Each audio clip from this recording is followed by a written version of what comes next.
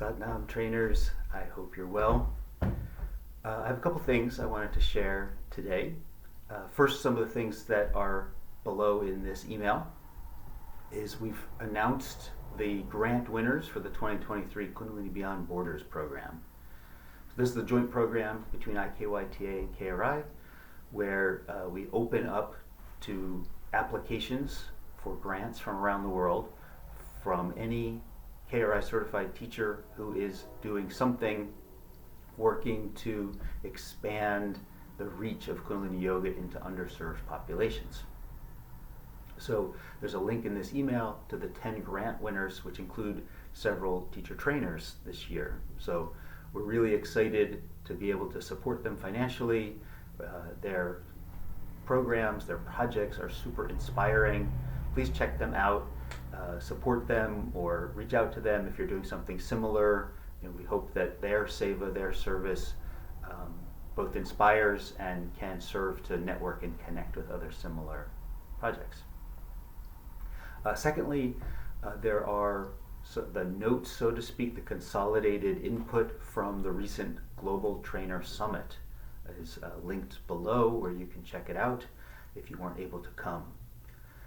In our kind of flow of the academy and as changes get made, those summits tend to be the place where like the brainstorming, the thinking out ahead, the kind of wrestling with big ideas happens. So there were some really rich, great conversations that happened. And now the KRI staff are continuing to digest that and look into the specifics and starting to map out, sometimes even several years out, okay, how do we take that input and make concrete changes, maybe policy changes to the ATA or whatnot to help reflect what we heard and learned from you all. Kind of related to that, the other end of that process from the brainstorming to forming it into concrete changes, there's been work, and we're at the tail end of hopefully finalizing a new, more slightly modified way that you qualify to be a level 2 trainer, right? So this went through its brainstorming and it went through drafting a proposal and having it discussed at the regional meetings that happened a few months ago. All that feedback from the regional meetings and from online that were posted on Sutra was taken by the committee that's been working on it, the Professional Development Committee. A lot of improvements were made, clarifications made to the write-up, and now it's posted back on Sutra. There's a link here in this email where you can read the new proposal. You can comment and ask questions on Sutra. And then in a few weeks, it'll be ready for a vote. So all of you, even if you're an intern and you're not ready to qualify as a level 2 trainer yet, we want the group consciousness to help say, yes, this is the direction we want to go or not. This is also the place, we made a change in the voting somewhat recently, I want to remind you all of. We tried out a way of doing ranked voting before, like I really like it, I like it, I'm neutral about it, right? And then there was at that point an option like kind of a veto where like I hate this so much, I basically can't stay in the academy if this is approved. Like I think it's such a huge mistake. So in the vote that we're going to have, it's just yes or no. But now, in this final comment phase, is the time to voice such a strong opposition, right? The way we use the veto is to reach out to the people who felt that strongly and work with them and listen to their concerns and try to adapt or make the changes if we felt it made sense. And again, the people who did veto previous proposals, we always felt that we got to a better outcome by working collaboratively with them and listening and adapting. So now is the time to say that voice, put it on Sutra or email Siri Saib or me, and say, whoa, I think this is horrible, I've got a really big concern about this is a huge mistake, and get your feedback before the vote. So two more things. I know this is going to be a long message. I want to talk for a moment about the diversity work that KRI is doing, because even that word, diversity right now seems to trigger people or polarize them.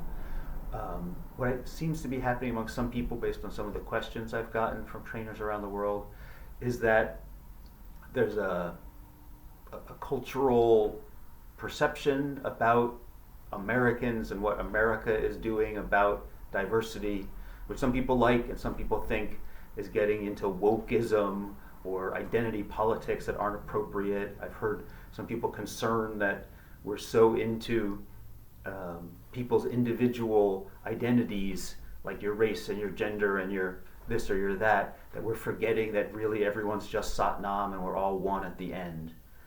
So I wanted to just briefly say, look, that's not what KRI is doing. Whatever your impressions are of American culture or wokeism, that's not what we're trying to do. We're not trying to be politically correct and appease people.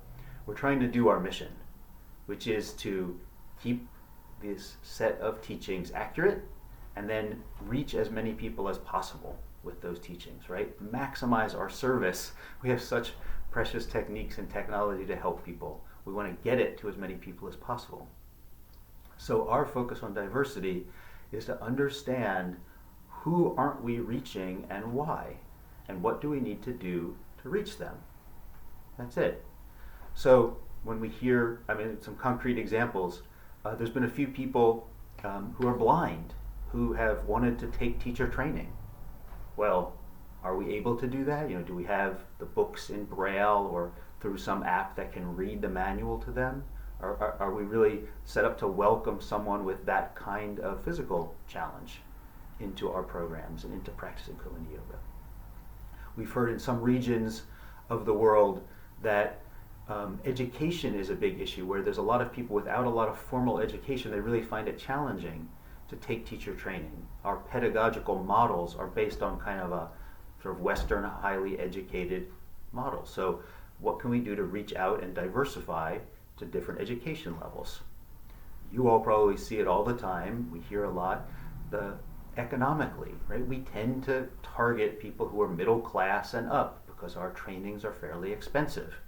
Sure, and we all do scholarships and discounts, but how can we continue to reach out to and diversify who becomes a teacher?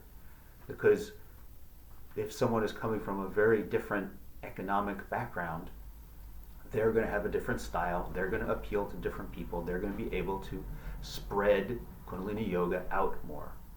So in the US, race is a huge issue. Maybe it is in other countries, more or less. So we are focusing on all these different dimensions of diversity. And so in the recent trainer licensing that's happening right now, we have again an optional demographic survey, which I hope you take the few minutes to fill out. It just helps us know kind of who we are right now, kind of how diverse are we right now, because we can't focus on all dimensions of diversity all at the same time, and we probably wouldn't want to, right? Each regional need is different. So, but understanding who we are now, we can continue to focus on our mission of spreading Kundalini Yoga and reaching as many people as possible. So if you're concerned about that, again, don't just go off of your assumption about what KRI means by diversity or what you think you've heard. If you have concerns, email me, text me. I'm happy to get on conversations and talk and email, and I'm sure I could learn from any of you if you want to engage. So I wanted to close with a quote that I heard recently. It's actually from George Bernard Shaw. It just really struck home to me and meant a lot, and maybe it will to you too. And he said, "This is the true joy in life, the being used for a purpose, recognized by yourself as a mighty one. The being a force of nature instead of a feverish, selfish little clod of ailments and grievances, complaining that the world will not devote itself to making you happy. I am of the opinion that my life belongs to the whole community, and as long as I live it, is my privilege to do for it what I can." So that is how I feel, blessed and privileged to work here at KRI on behalf of Kundalini Yoga around the world. I know all of you as trainers are not doing this to get rich. It's out of a sense of purpose, of destiny, of calling to share and spread and uplift others. So that quote just really felt great to me of our whole community. We have this great group of hundreds and hundreds of you trainers around the world who are all focused on not being feverish, selfish little clods of ailments, but living lives that belong to the community, lives of service, lives to help. So in that spirit of brothership, fellowship, of being together in service, have a great week. Sadhana.